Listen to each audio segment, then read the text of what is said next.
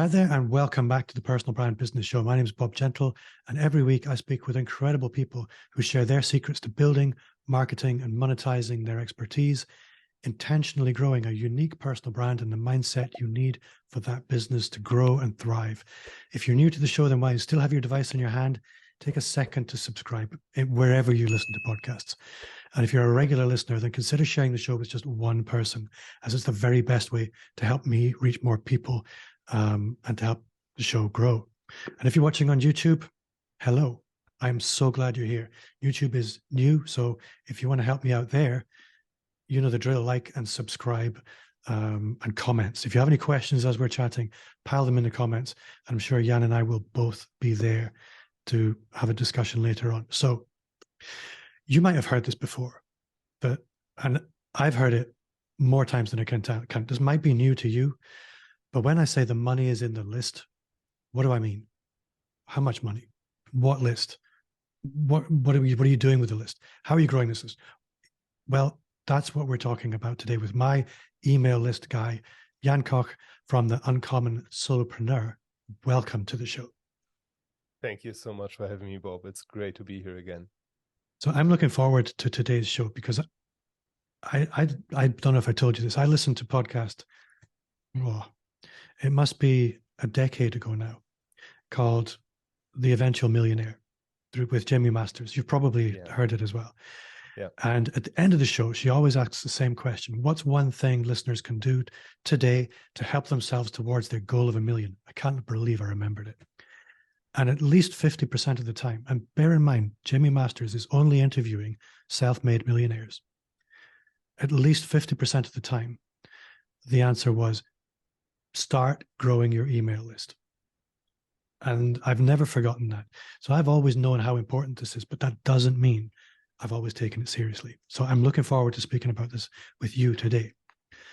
But for the listener who's maybe meeting you for the first time, and you are a repeat guest, so if you are meeting you for the first time, go back and listen to Jan's other interview. But could you maybe just start by telling us a little bit about who you are, where you are, and the kind of work you do? Absolutely.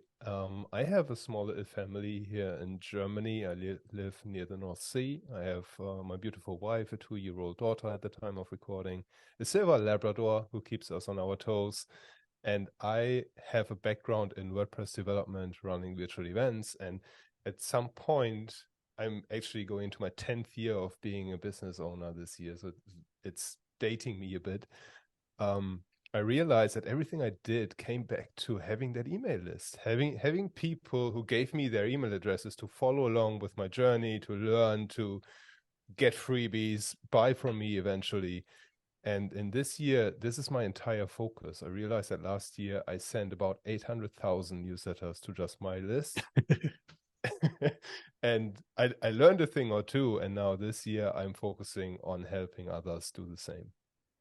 So I think there's a few areas that we could go with this. There's obviously list building and everything that goes into that. But then I think a lot of people, they grow their email list and they maybe have a one-dimensional focus about what they could or should be doing with it. And there's so many things that you can do with an email list. So it's probably a good idea to maybe look at how can we inspire people to A, grow their email list, and B, use that email list. And I guess what people can do with their email list is different at different sizes of their business. So maybe we can play in a few different sandboxes there. I love that focus because everybody says, how do I get more subscribers? What type of lead magnet do I need? And all those questions. I mean, there's tons of content out there already. So I'm glad we are not diving into that. And instead focus on what do you do with the list you already have? Because if you have 200 people, you might be sitting on several $10,000 in revenue, depending on the business model that you have. Yeah. I've spoken with a lady called Summer Oways on the list building school event last year. She made 15,000 of a list of 250 people because she understood what those people wanted. So one thing I would love to talk about in this conversation is how do you segment your list? How do you understand what the pain points are that your subscribers have? Because everybody has different reasons why they sign up for your list, even though they might download the same lead magnet, they might download the same checklist or report, free training, whatever you have. but they want to achieve different things. They come in from different perspectives. So you really need to cater to those different things and personalize your newsletters beyond, hey, Bob, hey, Jan, hey, first name, to dive into the pain points and to frame your calls to action in a way that speaks to those. So I'd like to put things in order a little bit. And I think I know I don't want to speak too much about lead magnets themselves, but something that I have observed you doing, and it's very much on my radar for this year, is being much more creative and prolific about variety. Not just in terms of the things that you're creating in order to provide value for people in exchange for an email address, but also in the ways that you're using them. I think people will be accustomed to the traditional, you create a lead magnet. And for the listener who's maybe new to the whole idea of lead magnets, it's simply this. I'm going to offer you something that you look at and you go, that's awesome. I really, really want it. I'll give you my email address for that. For me, my flagship lead magnet is the Personal Brand Business Roadmap. And it's working really, really well. But I'm doing what most people do, which it's there on my website with a pop-up, and it works. But I'm not really leveraging it to its full extent. You do the same thing, but you've got much more going on than that. So from your perspective, what does a healthy lead magnet ecosystem look like? That's a brilliant question. I would say a lead magnet has two serious purposes. One is after somebody downloads it, so everything I take for granted here is people want it and they will give you their email address. So it has to be relevant. I'll take that as a baseline assumption. Yeah. A lead magnet that performs well offers a quick win. So the times of I'll give you my book for free and I have this 50-page ebook that you can work through, or I give you a 2-hour course for free. From my experience, those times are mostly over because we just don't invest that time anymore. Even paid courses have to be short. They have to be to the point. So when you think about what you can offer as a lead magnet, think about what is one quick win that I can give somebody that where then the next natural step would be to book a consultation with you, to purchase a low ticket offer, maybe to get people further into the funnel and to turn a subscriber into a buyer. So quick win is number one. Usually checklists work well. The roadmap that you have works well. Sometimes you don't even have a lead magnet. Sometimes what I test right now is I just give you a series of emails explaining why your newsletter doesn't sell. So there's no PDF, there's no download. I'm just trying to get people to sign up to my list, and I'll tell them, here are the 5 reasons why you're not making money from your email list, and here's how you fix that. So that's a quick win. The second thing is you need to establish authority. So there's a saying, people need to know, like, and trust you before they buy from you. So you need to establish those 3 things. I would challenge people to say that you need to take it a step further. I learned that from Sean Fossler, who is an amazing copywriter. And he had this concept, you get people to know you, to like you, to trust you. And at that point, you have to challenge their perception. So let's say we're talking about how do I make more money from my list? People might think the solution is I need more subscribers. And then I come in and say, wait a second, what good is adding 10,000 people to your email list if they still don't buy from you? And if you can't even get the people who are on your list right now to buy from you, why have more people who end up not buying from you either?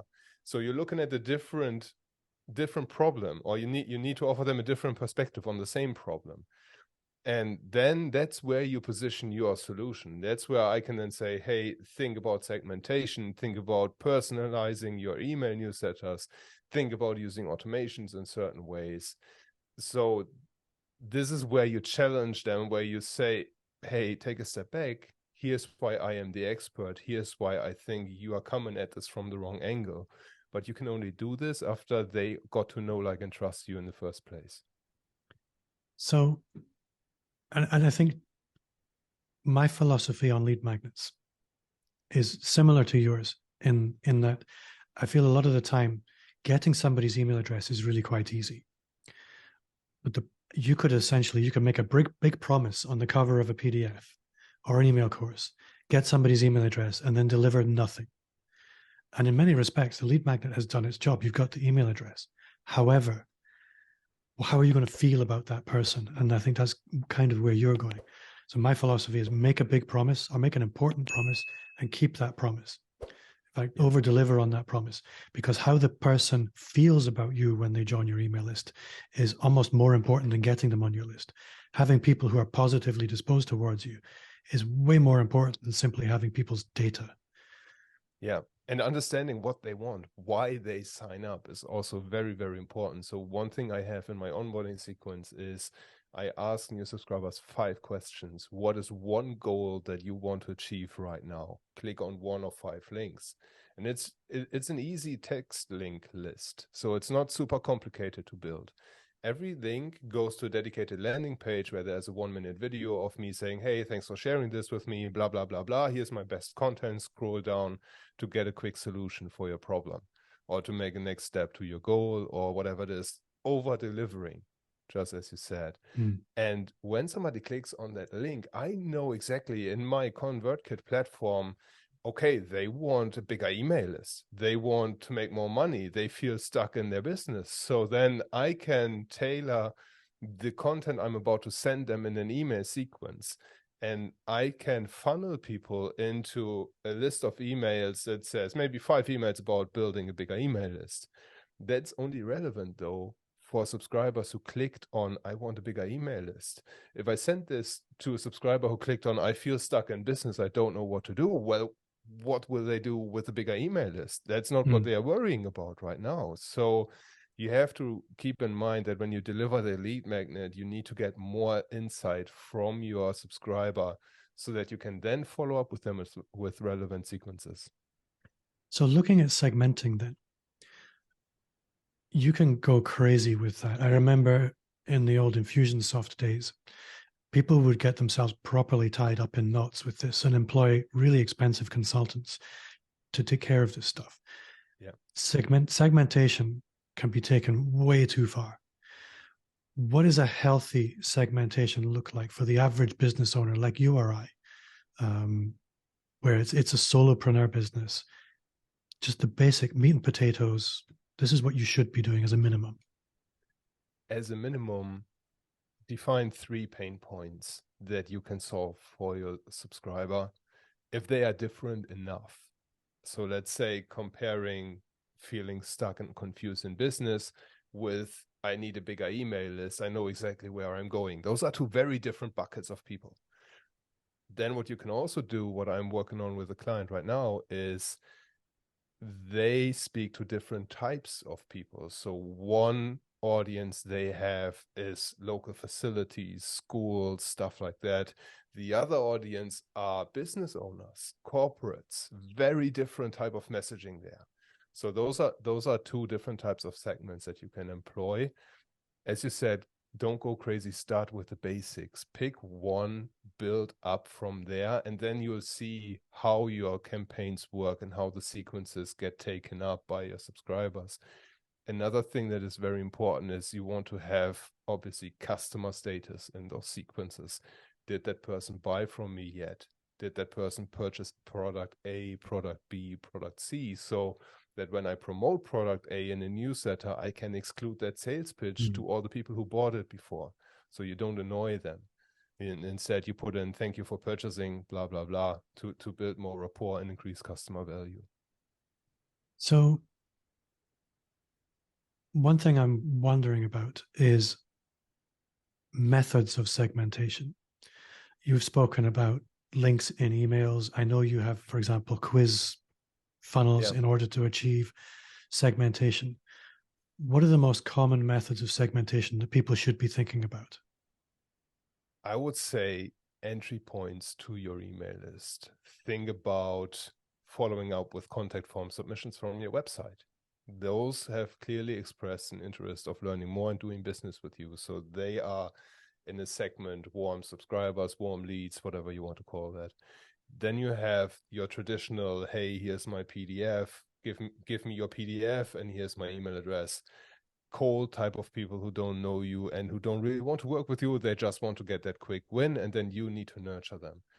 And then you have people who are in the checkout process but abandon the cart. So you have cart abandonment and recovery sequences for those, and then you have the customers. Those would be a rock solid way to start, and then you can dive deeper into the pain points from there. It's quite interesting thinking about all that. It really does dictate that the more you focus a lead magnet on an individual pain point and not solving everybody's universal problems, the better, the more you'll know about that person, and subsequently be able to communicate with them to those pain points much more effectively. Yeah.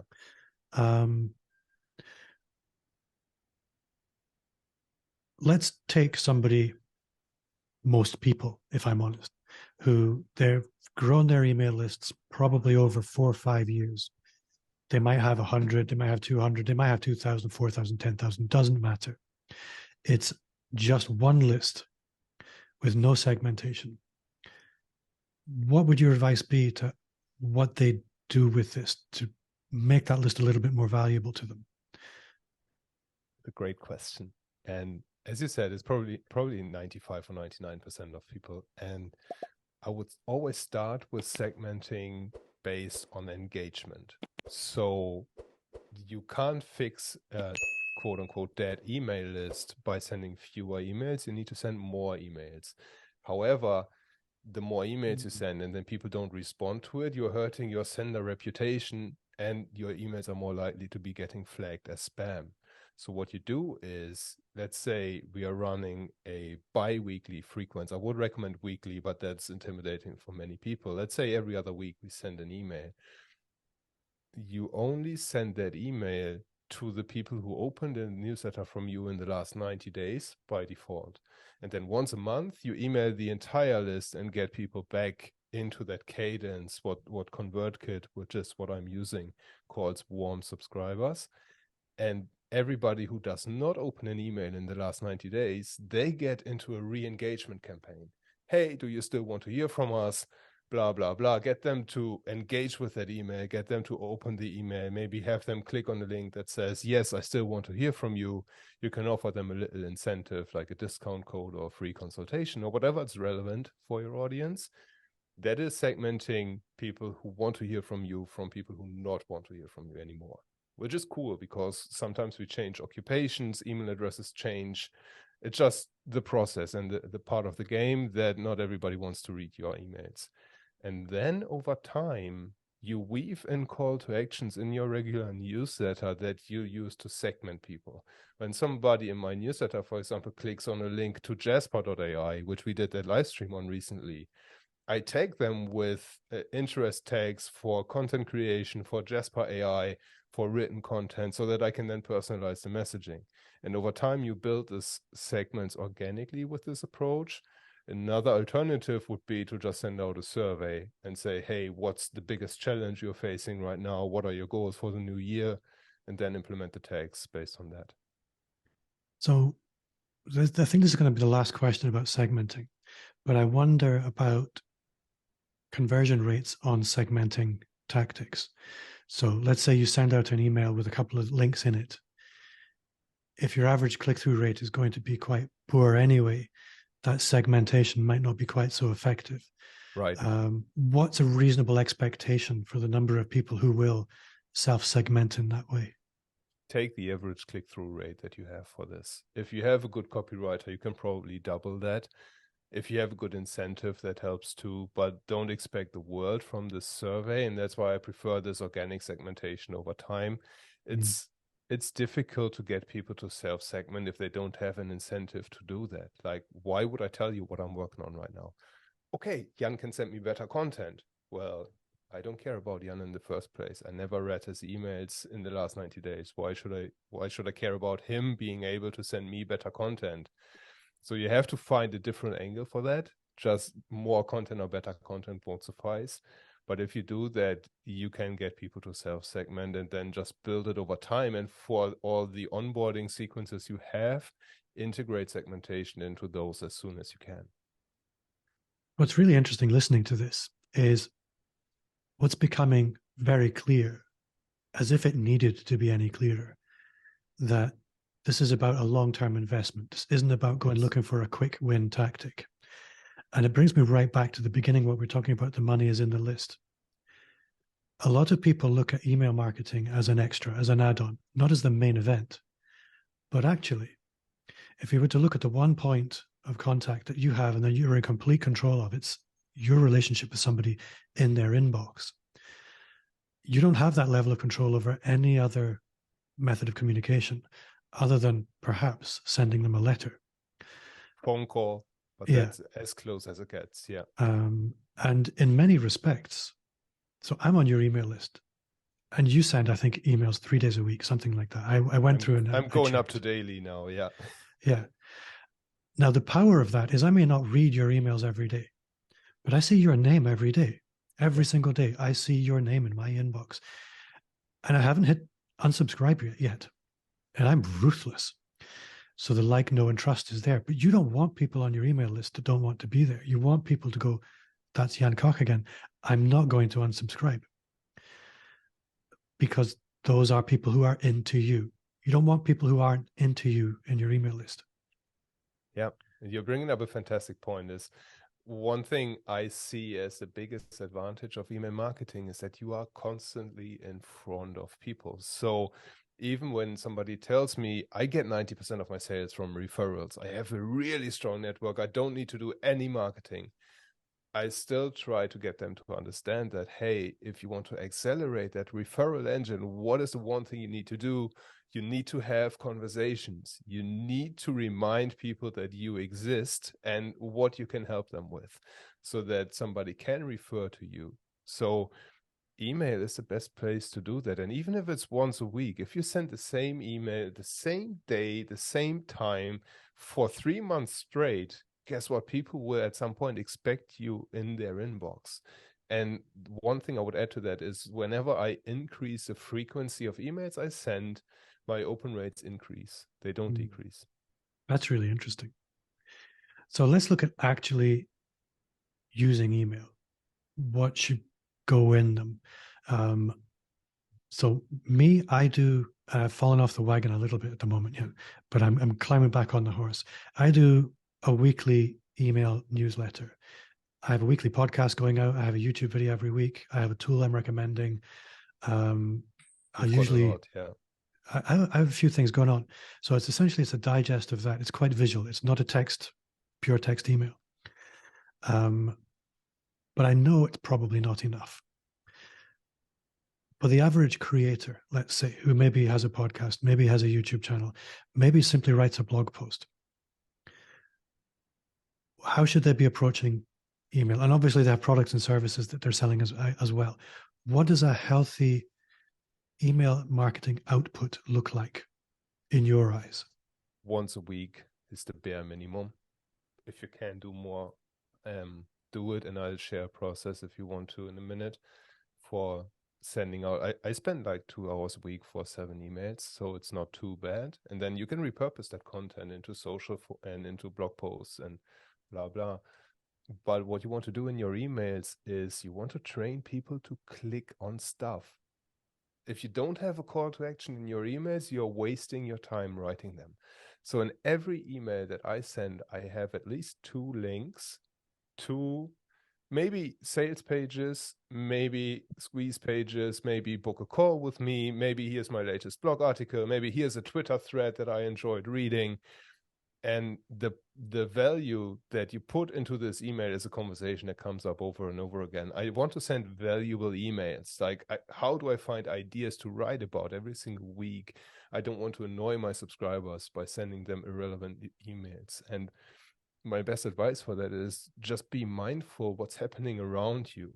What's a conversation that you enjoyed where there's a lesson in there, where you had a realization that you didn't have before? Or maybe the conversation we are having right now, you've asked some very good questions that I can repurpose into next week's email newsletters. And then I can drive traffic to your profiles, and I train my subscribers to click on links in my emails so that when I have a sales pitch, they know, okay, the stuff that Jan has in his emails is actually worth clicking on.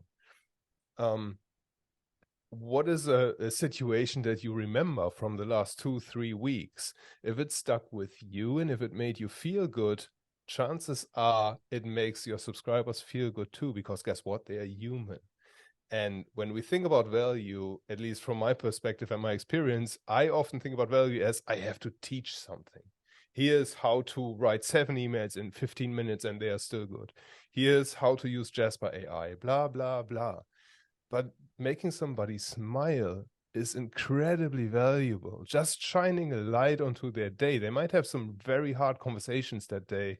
Your email comes in and you share how your daughter made you smile because she draw on the wall or something like that. She draw "I love you, Daddy" onto the wall, and that makes you smile.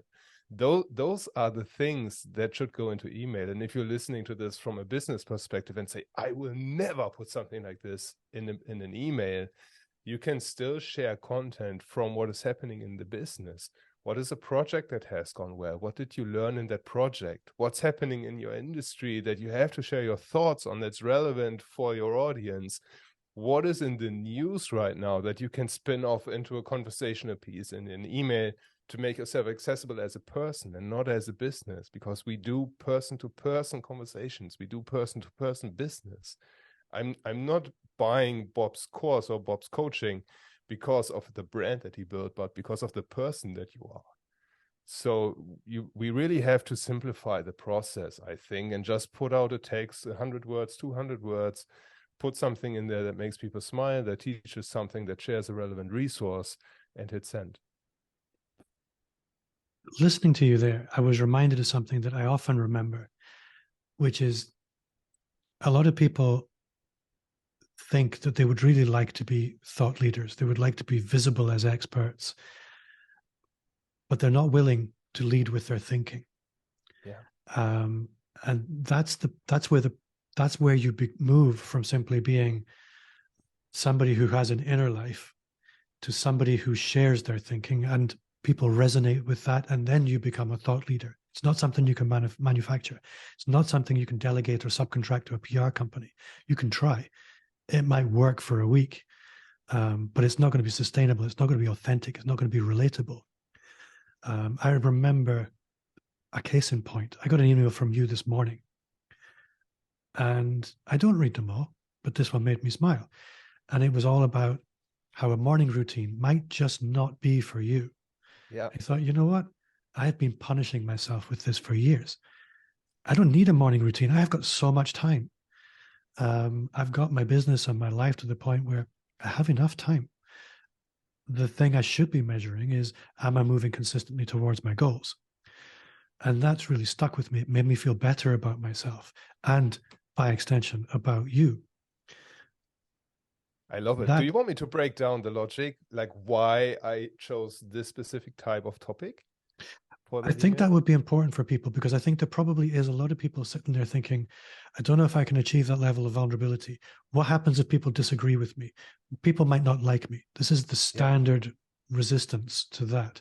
So I think offering something to that resistance would be really useful. Yeah, you have to flip the script with this. And this is easier said than done. But coming back to the point you made as I want to be a thought leader, guess what? Not everybody likes a thought leader. So what I did with this email is to set the stage. Last year, I spent 13,000 on a coaching. And part of that coaching was you have to have this really good morning routine. So Jan, being a cheap guy, said, okay, I spent money on this, I better implement this stuff. And I went wild. I ended up with a 45-minute routine: meditation, journaling, stretching, visualization, reading, everything that the self-help gurus proclaim. I did it and I made it. And it was to a point that when I didn't do the morning routine, I felt bad. And the entire day was gone because I was constantly thinking, oh, I didn't meditate today, so I'm not mindful and I make bad decisions. Or I didn't stretch today. And one thing that's really important to me is I have a 2-year-old daughter right now. I'm 33. All good. I can play with her. I can keep up with her. When I'm 50, I still want to be able to move around so that I can play with her. So stretching, mobility, exercise is, even to me right now, is super important. That's why stretching was in that morning routine. But there's no point in beating myself up about it if I have a call at 7 a.m. in the morning, or if I have to drive my daughter to the kindergarten, or whatever comes in my way of doing that routine. And in that email, I shared this exact position. And there's so many people claiming I got $10 million in revenue because of my morning routine, and all those billionaire morning routine videos you have on YouTube. And I wanted to stand against those, because when you email, or when you create any content for that matter, you have to have a villain that your audience also stands against, so that you are on the same side of your audience fighting against that villain, against that common perception, whatever you want to call this. And that is why I send out this email, because the villain is I don't let anybody tell me what to do. And the alternative I offered in that email was be resilient enough so that you don't need a morning routine, and instead just make it a habit to check in around noon. How's the day going? Am I moving closer towards my goals? That's the only change I made. So a lot of people listening will probably be thinking, you know what, I'm not a very creative person. I struggle with a social media post once a week. That's maybe 50 words. How could I possibly become creative enough that I could generate a 300 word email once a week, let alone once a day? You're a systems guy. I know this. Yeah. And you have processes for everything. What is your process for capturing these ideas, cultivating them, nurturing them, and then actually putting them out into the world?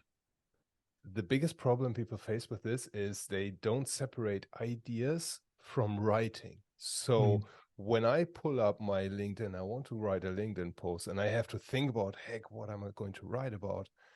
I spend 20 minutes and then I close LinkedIn without having written anything, and I'm banging my head against the wall. What I do is I spend 30 minutes a week catching up on conversations. I have a folder in my email inbox that says curation, where newsletters that I don't read on a day-to-day basis, but from influencers that have audiences I want to be in front of, they go automatically into that curation folder. So every, let's say, Friday or Saturday, I take 30 minutes, go through what they've shared, go through the Twitter posts that performed best.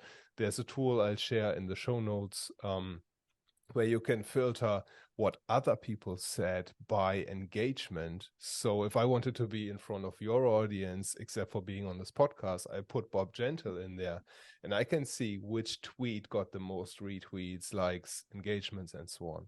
Not much in the last week, that's for sure.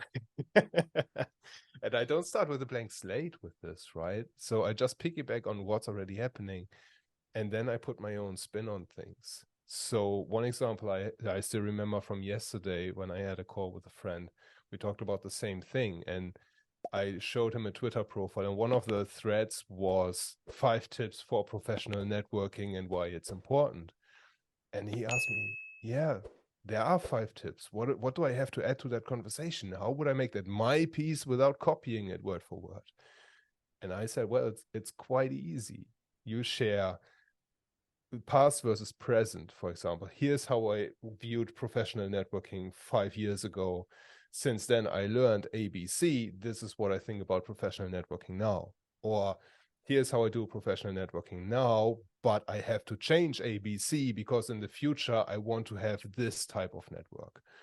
Or here's the 5 biggest mistakes in professional networking. Instead of sharing tips, share the opposite.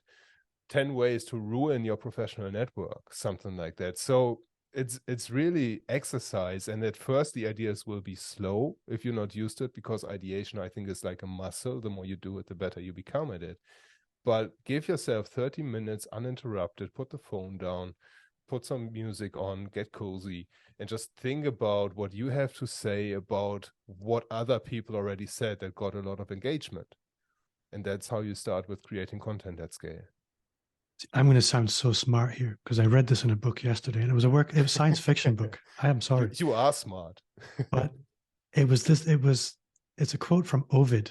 Get me. Ideas are very, very fragile things, and you can't form them all at once. And I think this is what I like about what you're saying is Don't go from ideation to execution all in one go. Spend some time just generating the seeds of ideas, not the fully formed plants, just the seeds. Sprinkle the seeds, see what grows, give it time. Good ideas need time. And then come back and maybe look at one plant at a time once it's had a little bit of time to germinate. Yeah. I think that's so important. And a lot of people think that creative people just come up with an idea, fully formed, completed on one sitting, and it's done. And just life ain't like that. You speak. I have yet to meet one. Yeah. My son went to art school. I've grown up with creatives my entire life, and one thing I know is they surround themselves with ideas physically, walls covered in post-it notes and postcards and images to trigger and to generate. In the same way that you're curating, you have a place to go where your ideas live. They're not coming fully formed. Yeah, and in this context, I feel we have to address the elephant in the room with ChatGPT and AI. It's on my list. You go. Yeah, we did that live stream the other day, which I highly recommend everybody to watch. It's on YouTube. And with Jasper AI, ChatGPT, whatever tool you want to use, you can create ideas like this as well. So you put into ChatGPT, give me five questions manufacturers have about selling more product. Give me 5 questions about creators building personal brands. Give me 5 challenges people have with selling online. Like, you can ask those things and the AI gives you questions and you can expand on those topics. And in the live stream, I raved about Jasper AI, and it is a time saver, but what you have to take in account for that is you don't have the validation how well this content will perform. Yeah. Whereas with the other process I just shared, you know that people respond to this topic. So there's 2 ways to come up with ideas. I think that the deeper you get into content planning, the more important it becomes that you don't just go with an idea that you think is good, but you test it. Yeah. Or you use tools to filter ideas that you know are going to perform well. ChatGPT can't do that, but it is a brilliant creative aid for helping you quickly put together some relevant prompts. Yeah. I think the danger with it is a lot of people are going to use it as a replacement for actually knowing anything, which is actually going to be a wonderful thing in my view, because quality always rises to the top. So the more garbage there is there, the more obvious it's going to be when people really do know what they're talking about. Yeah. And one thing I will share how I use ChatGPT and why I think it is an incredible skill to learn any AI tool. I use it to outline arguments. So when I build an email sequence, let's say somebody opts into my email list and then there's a nurturing sequence or they download a freebie or whatever, and I know where I want to take them. I know I want them to book a call with me so that I can sell them on something. I know I want them to buy my course, whatever it is. There is this thought process, this decision-making process that your emails have to guide that subscriber through. And tools like Jasper or ChatGPT help you map out the phases of this process. What are the questions they have? What are objections they have? Because there's so much content on the internet covering this, the AI tools are good at summarizing that content for us. Yeah. But then you have to find your own answers. I think there's another aspect to this, and I'm saying this watching the time because I know we need to stop in a few minutes. I want to circle back to this whole question of people that might not like what I'm writing. They might reject it. They might disagree with me. And I think this is why your emails work really, really well, because a proportion of people will disagree with you. And I'm sure you have an unsubscribe rate that you might even share with me. But something I keep coming back to is if you want this strong force of attraction towards whatever it is that's important to you, whether it's being liked or selling products, doesn't matter. You can't have it without the equal and opposite reaction. You can't have attraction without repulsion. That's basic physics. So if you want people to be strongly attracted to you, you have to celebrate the fact that some are going to be pushed away and be really cool with that. In fact, you need to go looking for it. Yeah. I have about 0.5%, 0.7% unsubscribe rate on a daily email. So it's not as bad as some people might think. But I celebrate every single unsubscribe, not because I don't care about that other person, but I'm selfish. I don't have to pay for people in my ConvertKit account that person will never buy from me. If my daily emails doesn't resonate with them, guess what? They won't like working with me. So there's not a good fit there. And I don't add clutter and noise to their lives. So that's also an aspect you have to keep in mind, is that when you send emails to people who don't care about them, but you make it hard for them to unsubscribe because you use light gray on dark gray for the link or something like that, you're doing yourself and that person a disservice, and you hurt your brand. Yeah. Yeah, and I've had the best time. I've only gone through half of my notes here. There's a lot of things that we haven't spoken about that are off I to one gladly side come of back, email entirely. Well, that's what I'm saying. I think we need to do this again soon. For the listener who is maybe sitting there thinking, you know what, that Jan sounds kind of cool. I have email stuff. I'm not happy. I want to go deeper. How can people get closer to you, get onto your email list, and get some value from you? The best place is jankoch.co, so jankoch.co. You'll find an opt-in directly on the page. I'll send you the 5 reasons why your newsletters don't sell. And after that onboarding sequence, you get added to my daily newsletter, and then you can see for yourself what I'm doing, how I'm doing it. And if people want to hang out with you on social media, where's your favorite place? I know the answer. This little blue bird called Twitter. I am Jan Koch on Twitter. Again, very easy to find, great fun, and a lot of value. Jan, my final question, what's one thing you do now that you wish you'd started 5 years ago? Selling, prospecting. For the longest time, I was afraid of cold emailing. I was afraid of calling, getting on the phone with people. But when you warm them up, when they know you, when they trust you, selling on the phone is the most comfortable thing, because you don't have to use these salesy tactics. You don't have to use secret phrases or formulas. You educate them. And when you come from a perspective that I genuinely want to help you, they'll sell themselves on working with you. That's an awesome answer. So that brings us to the end of another episode. Thank you to you for listening at home. And if you've enjoyed the show, then I would greatly encourage you to leave a 5-star review. That's 5, like the fingers on your hand, not 4 or 3 or 2 or 1. And share the show with just one person. If you did enjoy the show, then I would invite you to download the Personal Brand Business Roadmap. It's everything, probably too much, everything that you would need to start, scale, or just fix your expert business. You'll find a link in the show note, or visit amplifyme.agency/roadmap. Thanks again, Jan, for your time this week. I've had the best fun. Same here. Thanks for having me. And for you at home, wherever you are, thank you very much for watching, listening, and I'll see you next time.